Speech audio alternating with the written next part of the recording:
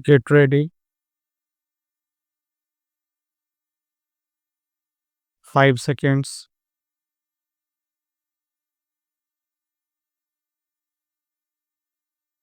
Mr. Vice Chairman, I would now like to make a few observations on the Ministry of Education.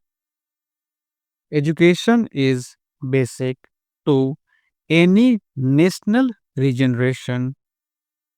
It is true that it does not bring any return as our other projects do, as for instance, the steel projects or the irrigation projects do. But this is the investment that is designed to help building up of the human material. It is agreed that education has expanded after independence and during the plan periods, but it is a matter for concern that the content of education has not been equal to our expectations. Even today, we are engaged in experimenting with all types of education from the basic stage up to the university level. It is not clear, I presume, that the basic pattern of education of which so much was said and written is accepted as a success even today. Where do we stand with regard to the basic pattern?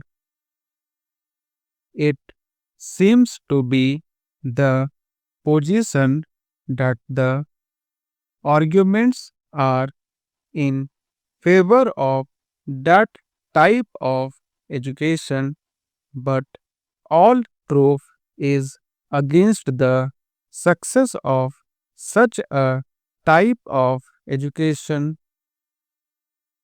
Where does the government stand with regard to this type of education? We soar by the basic type of education because it was discovered by the father of the nation. But if it has been a failure, why should not the government say that that is the position? Then again, take secondary education and also collegiate education. 3 years ago, it was said that all universities should have 3-year degree courses, and some universities which were reluctant to accept this reform were more or less compelled to do so, and they accepted it.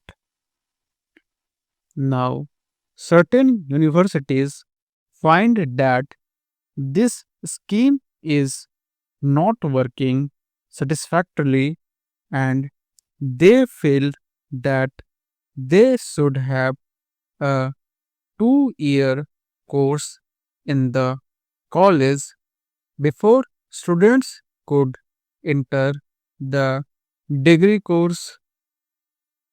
I mention this to so that this eternal tinkering with education should stop, and it should not go on like this.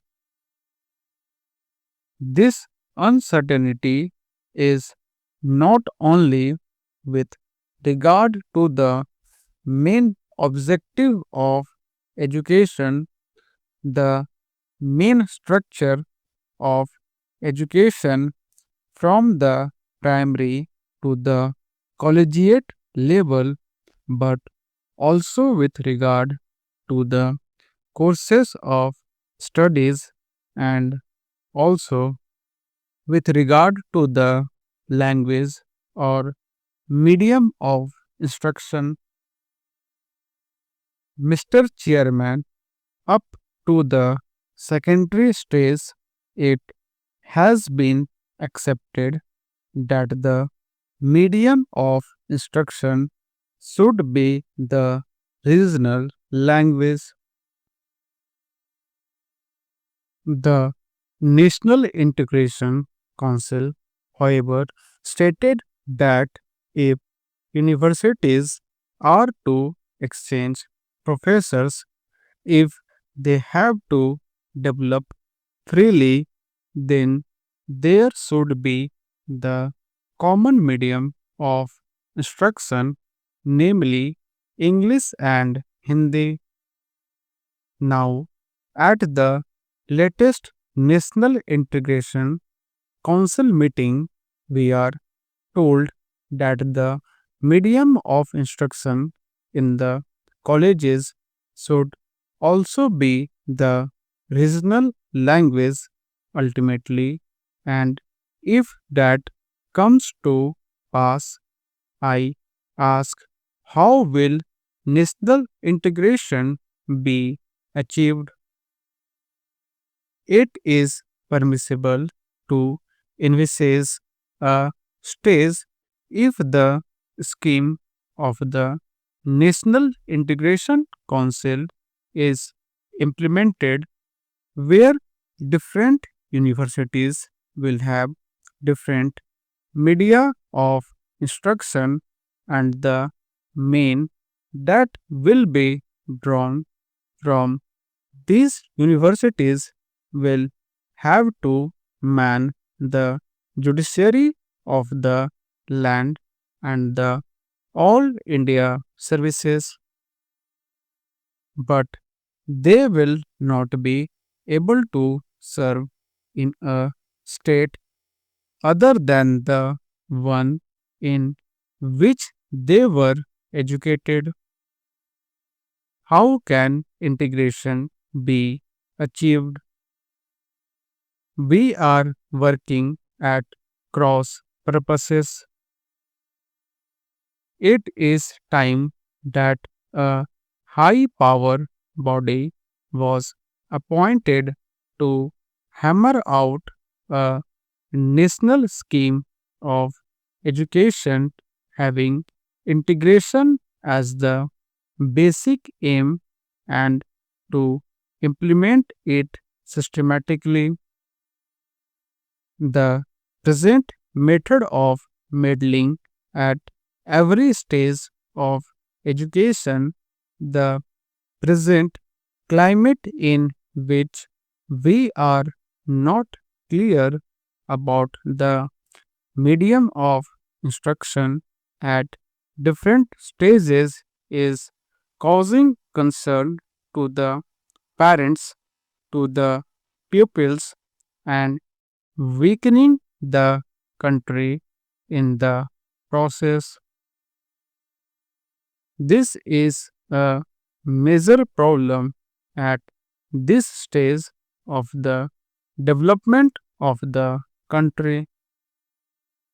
Then, Mr. Vice Chairman, I would pass on to the Ministry of Transport and Communications. According to this ministry, we are to build a system of national highways, provincial or state highways an integrated system of communications from the village upwards, but the central government is concerned with the construction of national highways. It is good to have a fine system of national highways. It also serves as a physical link for integrating the nation. It is good, but this planning of construction of national highways without regard to the development of railways and the development of industries in the regions in which the highways are proposed to be constructed will be something beyond our means at the present moment. Assuming that we have a network of national highways, are they to be put to immediate use? Are they good investments unless you have industries, small, big, or medium, coming along the highways, unless they assure you a fair return for the investment? It is not desirable to have a system of highways for the sake of mere transport of passengers. In other words, we should have a system of priorities for the national highways so that they can be looked after